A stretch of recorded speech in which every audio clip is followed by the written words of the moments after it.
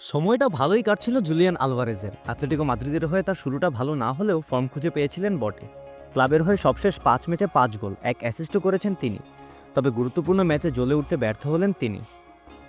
গেতাফের বিপক্ষে জিতলে বার্সেলোনাকে ছুঁয়ে ফেলা যাবে এমন সমীকরণকে সামনে রেখে মাঠে নেমেছিল অ্যাটলেটিকো। কিন্তু এই তরুণ পুরো ৯০ মিনিট মাঠে থেকে গোল করা তো দূরে থাক, গোলমুখে শটে নিয়েছেন স্রেফ একটি। নিজে গোল করতে পারেননি, গোল বানিয়েও দিতে পারেননি। এর বাইরেও আর্জেন্টিনা তারকা ব্যর্থ হয়েছে ইম্প্যাক্ট রাখতে।